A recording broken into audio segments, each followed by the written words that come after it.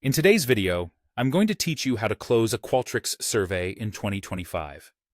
Whether you're wrapping up your data collection or setting up a future closure, I'll guide you through a straightforward process that will take you just a few minutes to complete. Let's get started.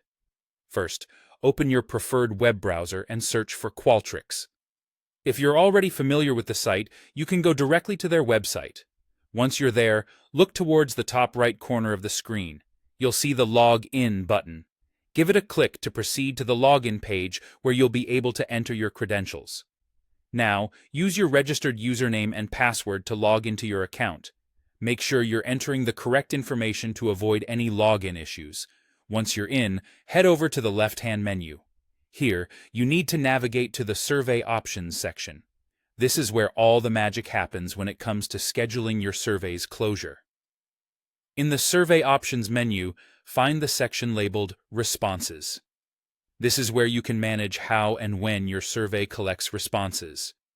Look for the toggle that says Set Specific Start and Expiration Date under the Survey Availability heading.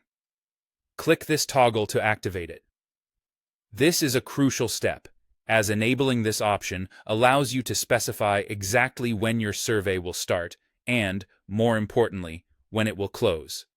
Once the toggle is on, you will be able to see options to select specific start and end times for your survey. Use the calendar and drop-down menus provided to choose the precise dates and times that suit your needs. Remember, setting these dates accurately is vital for ensuring your survey closes as planned. Take a moment to double-check that everything is correct. After you've specified the start and end times, don't forget to save your changes. This might seem like a small step, but it's an essential part of the process to make sure that your new expiration settings are in place. Saving locks in those dates, so your survey will be set to close exactly when you intend it to. Finally, once your changes have been saved, you need to republish the survey to apply these changes and officially schedule the end time. Republishing ensures that all the modifications you've made are live, and your survey will follow the timeline you've designated. And there you have it. You've successfully scheduled a closure for your Qualtrics survey. By following these steps, you can manage your survey completion timeline effortlessly, allowing you to focus on analyzing the valuable data you've collected.